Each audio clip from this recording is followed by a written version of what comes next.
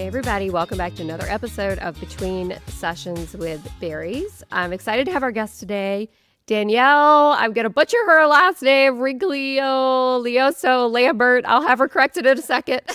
Is a licensed professional counselor, certified substance abuse counselor, and the founder of Saltwater Coaching and Consulting.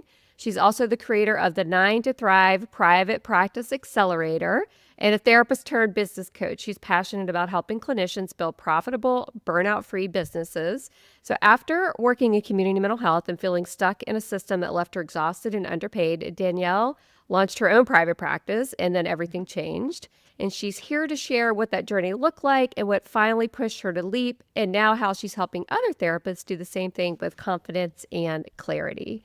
Denielle, welcome. Please say your full name, because I'm sure I butchered it. It's Denielle Rigoglioso Lambert. So you were so close. I was like, she's going to get it. Thank you for being here. I really appreciate you coming and being a guest on this podcast. I would love if you would just start out and tell a little bit about your journey, because reading your bio, your more in-depth bio, it looks like you've transitioned from community mental health and you've been in a lot of different roles. So maybe we could talk about that a little bit, how you got to where you are now and sort of that journey and the process in between, because I think that really helps people maybe that are sitting in community health right now, which was a nightmare for me and probably you and probably everybody that's ever done it. But let's talk about it. Yeah, sure. So just briefly, kind of an overview of kind of where I was to where I am now is the community mental health practice was an opportunity that I had to build from the ground up. So I actually built 2 sites for them. So I had multi-million-dollar practice that I built from the ground up. Yes, unfortunately for someone else. But I'm grateful for the experience because it really is why I am where I am today, is because of that experience of building something for someone else. I learned what to do and I also learned what not to do. And that's also what led me into my private practice, was because at that point in time, I was managing 2 multi-million-dollar practices. I had 150 staff and managing 7 programs within each of the different locations. I was exhausted. So much stress that I actually cracked a tooth from clinching. You've told me this. We've talked about this before. Yes. And I had the same thing happen just from being so, I still grind my teeth. But yes, tell us about that, because that feels like that's the pivotal moment. Like you're building, doing all this stuff, and then you're literally cracking your tooth. I mean, let's talk about it. Okay, so we talk about burnout, right? And everybody's like, oh, I'm so burned out. Like I was literally falling apart. Oh my gosh. I was breaking physically. And so that was not good.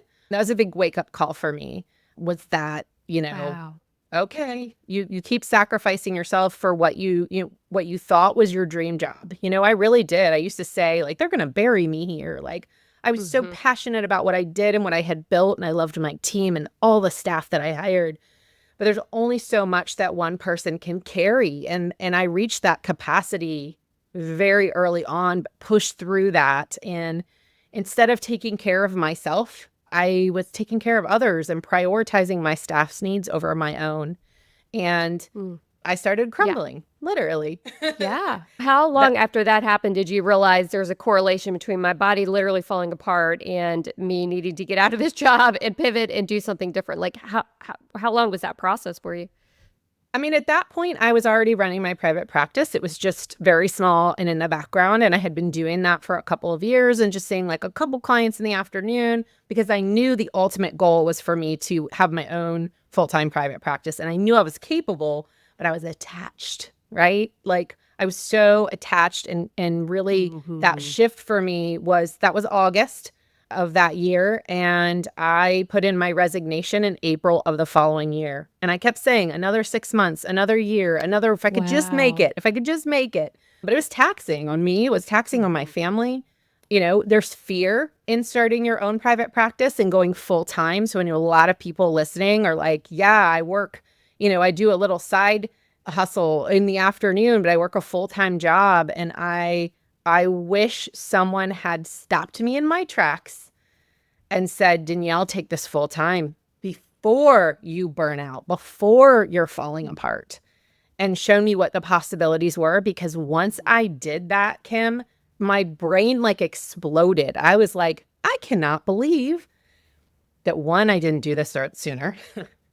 Two, I can't believe clinicians all over are sacrificing themselves for their passion and working multiple jobs or working $30 an hour or 50 or 60, whatever, and seeing 30 clients a week. Like, you don't have to do that.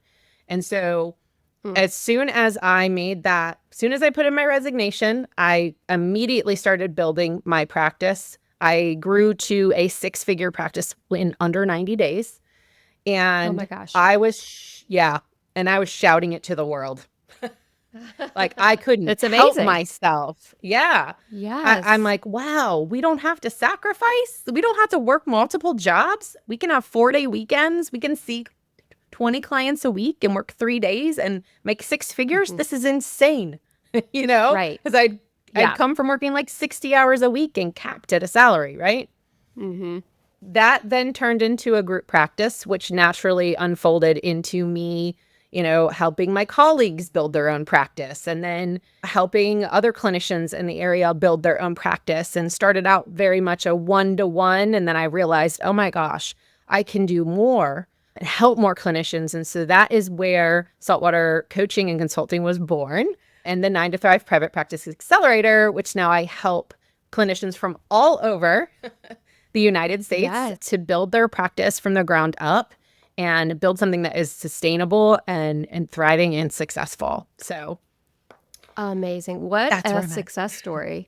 I'm sure you do this in your accelerator. Help us or people listening, that initial thing that you're talking about, like I owe them, I need to stay here, or I've got this caseload at this practice or this agency. They need me. Like, I can't leave them. Like that whole mindset thing. Because I've done it. I mean, I just recently got rid of some, I hate to say get rid of, but clients that I saw for years and years and years, because every time I sit down for a session, it's like, I don't even want to be doing this anymore. But I was just dragging along because I felt like I had to. But then it wasn't that bad. The breakup wasn't that as bad as I thought it was going to be. So like, how do you help clinicians listening to this that are stuck maybe in a place making like, 60-40 split with a group practice center or something like that? Like, how do you help them get in that mindset to like, I can do this, I can make more money, I could have this 3-day work week or whatever, I could see 20 clients. Like, how do you help do that? What are the steps? So mindset shift is the first one. So as clinicians, and especially as a seasoned clinicians who essentially grew into our profession in a totally different world, and it's still true today, is that we spent a ton of money on our undergrad and grad school. We worked for free, internships, practicums, residencies, right? We worked for pennies, $15, $18 an hour, 20, maybe 30 an hour, like if we were lucky. And so the very first shift has got to be a mindset, and has to change the narrative of that you sacrifice yourself for your passion. And that is the first and foremost, is that you can actually have both. You can have profit and passion and freedom. And so, and that's the method that I use, is the freedom plus profit method in the 9 to Thrive Accelerator, which teaches clinicians to prioritize their own needs over the needs of their clients, their needs of the agency. It's the same thing we teach our clients in session, right? But like, we're terrible at following our own advice, I think sometimes. I know I am. But shifting out of that mindset and honoring the fact that you are allowed to make money as a therapist, and it absolutely is possible for you to be able to do that. And so if you have shame attached to money, I call it shaking the shame. We have to shake it. Oh, I love that. Yeah, shake the shame. There isn't, you wanting to earn a living and have freedom and to serve the clients that you want to serve doesn't and make money does not subtract from your passion. Yeah. It actually adds to it, if you ask me. So absolutely. It means that, things changed. The quality of the sessions that I had with my clients when I was able to take 4-day weekends every week was completely different. What also changed for me is I would go and do CEs, and I would actually absorb the information because I had bandwidth available. and I'd bring it back and I was excited. So I think those are just sort of some of the natural shifts that happen once you shake the shame and you get dialed into this process. Yeah, I think that's such an important point because I mean, really, if we're seeing clients that we aren't even in our niche just to fill a caseload, right? We're like totally not engaged, at least me. I don't know about you, but not engaged as much in that session because it's not our niche. Right. It's not something we like are super passionate about. And then if we're like doing a ton of pro bono or low insurance panel rates or something like that, I feel like, you tell me, you deal with a lot of clinicians, there's like sort of this built-in like kind of resentment that starts to happen with the clinician, and you start to like hate your sessions really because you're not making enough money. You're having to sacrifice your freedom and your life and all of that just to like try to like live and afford to live some sort of a lifestyle, but you really can't. And then you're burned out and you're taking it out on your clients or your family or whatever, It's coming out somewhere for sure, right?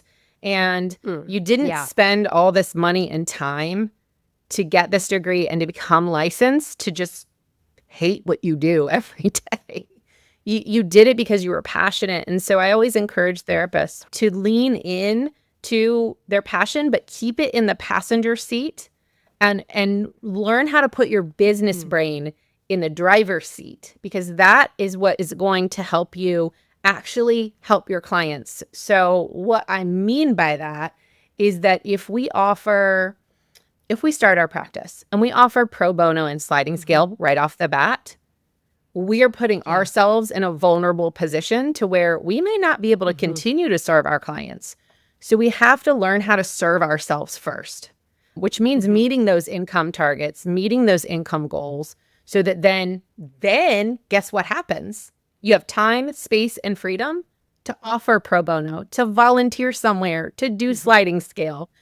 You have capacity for that, not only with time, but with mental capacity. Exactly. I know what you're saying. Right. It just frees up all that energy, like that burned out crap that keeps you just like coming home and like binging Netflix and not doing anything, talking to your family or anything. Yeah. Or being healthy or exercising or anything because you're too tired. You're too stressed out. Yes. Yeah. To do that stuff. Exactly. Yeah. So what do you recommend? Because I see this pivotal point a lot in new therapists or therapists that are trying to do private practice.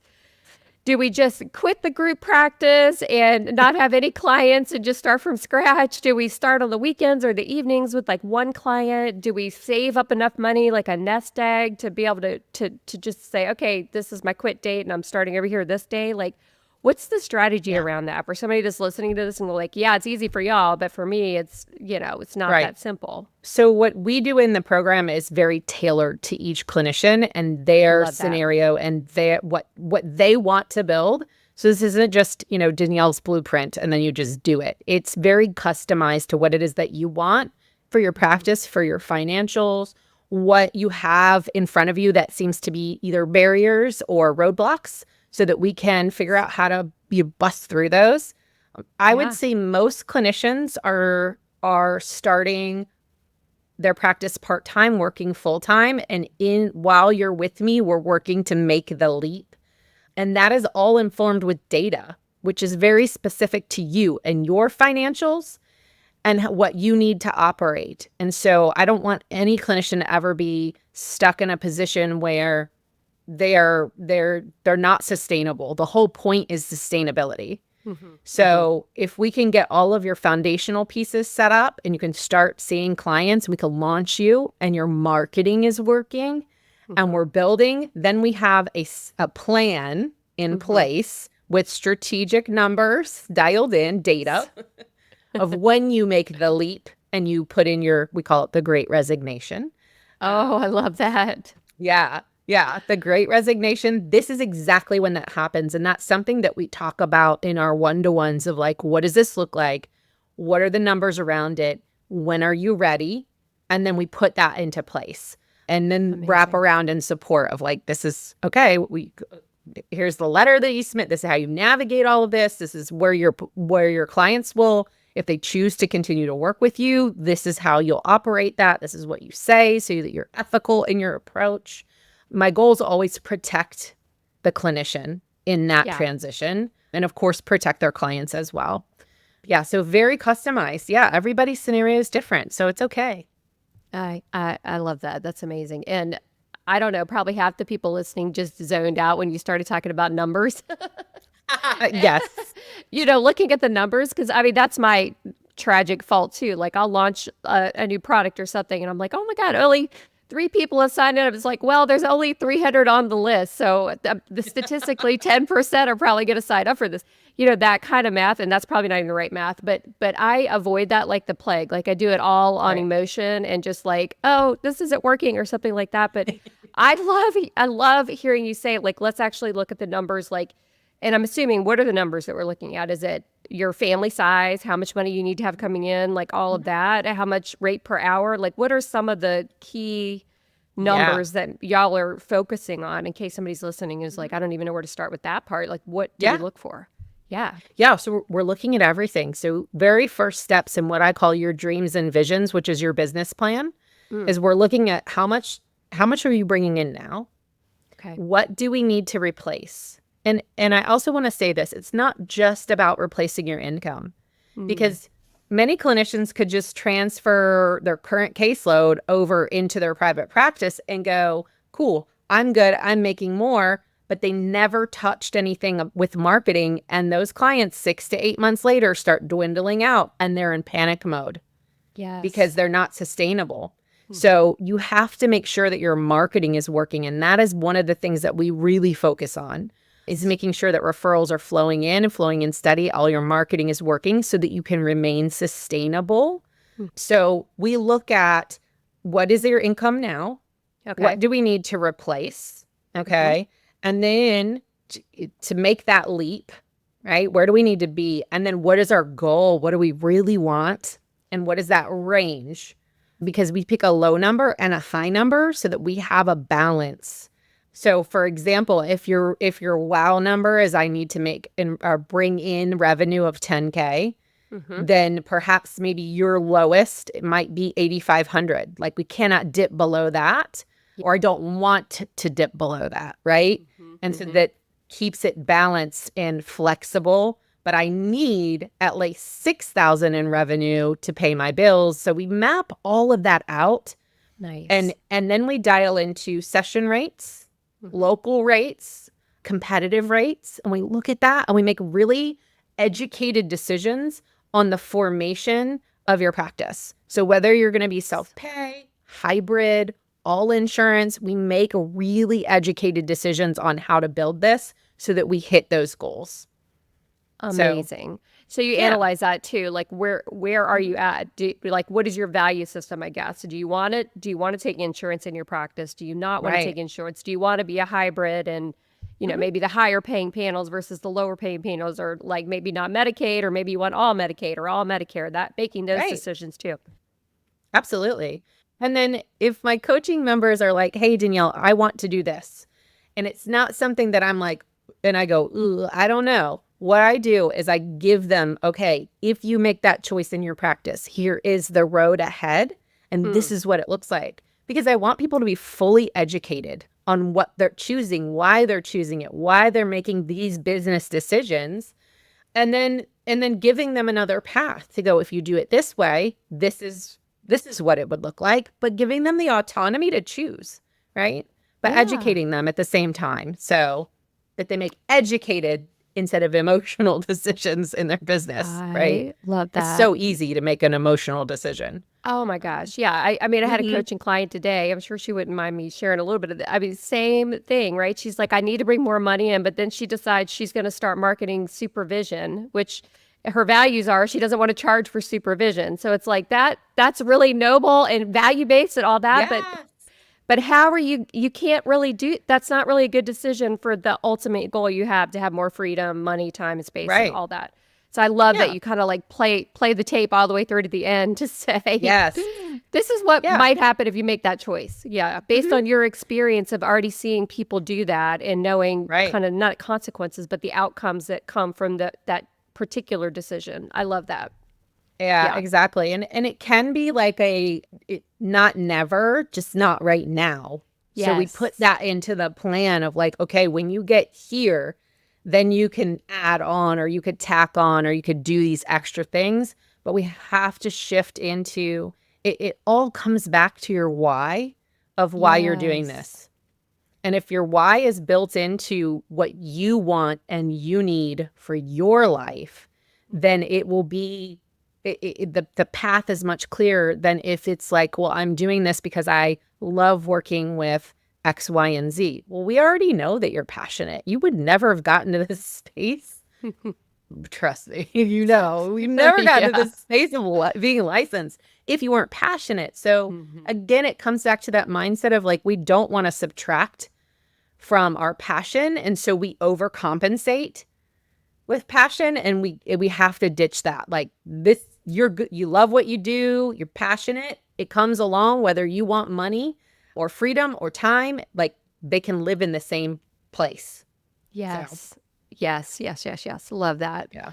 So if somebody's starting your program, for example, and they're like, okay, I work for an agency or a group and I want to go to my private solo practice, are they still with you when they're like, okay, now it's time to go into a group practice? Or are you focusing mainly like on the solo practitioner wanting to start this solo private practice and then maybe they scale later? Because it sounded like in your beginning intro, you said like within 90 days, you were already getting ready to scale, right, into a group because you had such a demand coming in. So I don't know, like how do you help navigate that part of the process? Yeah, absolutely. So again, we got to make sure marketing is working. That is the key, right? So we want to stabilize your practice first before we grow it. So if you stabilize, the program is 6 months.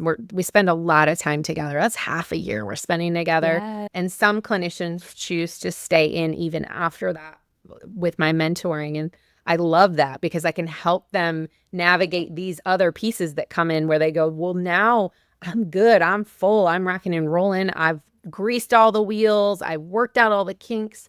Marketing is working, Denielle. Now I want to add a course. Now I want to do my first hire. So we have a portion of the course that comes in the program for grow and scale, whether it's intensives, whether it's hiring. And so there's so much flexibility in what my clinicians want to do. I just need them to dial into taking care of them first and then getting that. And then we can add on to that. So it's all set to scale. And then clinicians that have already started their private practice but are struggling, we have programs for them. We have a grow and scale. Yeah. So lots of options for any stage of the practice. And then in addition to that, I don't even know if I've mentioned this to you, but I'm also retreat host for private practice owners. Yes. We're going to Costa Rica in January. And that's specific to clinicians who are in private practice, whether they took 1 step, 10 steps, own a group. It doesn't matter. It's a reset and readjust into that mindset of that freedom plus profit method. And we've got some really great things in line for them there in Costa Rica. That is so cool. Oh my gosh. I just love you're doing all the things to help the clinicians. That's really good. Well, it's nice to have some in-person stuff too, right? Like everything we do is virtual now with coaching and a lot of times in our private practice too. And so, I'm a hugger. So if I have an opportunity to hug my coaching clients, we're going to do it in Costa Rica. Oh, I love that. That's so great. So I've heard you say a few times, marketing is key, marketing. Is there like one tried and true marketing tip that you always are like, y'all got to do this no matter what? Is there one of those for the people listening that they could just do it? Here's the trick with marketing. And this is what I'll tell you. Okay. Is that marketing is like Legos. So if you buy the box of Legos to build that like orchid or the Lego flowers, right? It's a hundreds of pieces, right? So that's marketing. If you pull out one piece, it doesn't make it work, right? You have to put all the pieces together. And so as far as marketing goes, that's the best advice that I can give you because each piece doesn't work by itself or it doesn't, maybe each piece works 5%. Yes. Right. So if you just put a Psychology Today page out there, that's maybe 5%, 10%. Right. Yeah. So you're not at your 100% marketing capacity. And so if you expect results from that and you expect to have a full caseload, like you're going to be disappointed. So it's all the pieces all in play together that really make a robust, sustainable practice that generates regular referrals. Such a good tip. Oh my gosh, I love that. Now, another thing, since this is the Berries podcast, we always like to just touch on like AI stuff and, tools maybe you're using in your program or Berries or what you're recommending to your clinicians as far as AI goes. Are there any strategies or tips like that you would like to talk about or recommend? Oh my gosh, you just opened a big can of worms because I just launched my very own AI model. There's actually 3 new AI models that I have built, and my coaching clients are loving it, and I'm loving the feedback, and they're like, this is magic. And I'm like, no, actually, it's a lot of hard work, but it's not magic, but it feels like it. And I love that it takes some of that, the hard work out for them and puts some ease in there. So I built one for niche and core messaging development. I built one for website copy. I built one for Psychology Today. Yeah. So quick and fast, and it is saving so much time. I bet. I know you do. I love it. I know. So those I'm really excited about. But we talk about AI a lot in the 9 to Thrive Accelerator. I think obviously berries is something that I am like constantly going berries, because it is so wonderful and so creative in how it really helps the clinician free up time and space. And that's what we're trying to do, right? Whether you're building your business or running your practice, we want that time and space to be so valuable because we want that freedom and we want the profit, right? So exactly, how do we create that? And AI has really, it's the way of the future and it's the way of now. And so we need to adapt and mold to all of it. We've got to learn, right? Or we're going to be left in the dust. Exactly. Oh my gosh, exactly. Yeah. And I feel like never could I imagine a scenario where I would not use AI to write my notes ever again in my life or my treatment plans. Nope. Same. I'm like, it's insane. It's everything that I want to say and put in my note. And it's, I'm like, this is done. Done for you. Oh, I'm done. I saw the client. I did what I love. The part that I hate was done in like 45 seconds. Oh my gosh. Game changer. Yeah. Game changer. Yeah. And I imagine in your practice too. I mean, having these AI tools in your program is going to be a game changer too. It has for everybody I've worked with. It's like, here's a GPT for this, here's a GPT for this. And it's like, oh my gosh, I have like my life back. It's amazing. Yeah.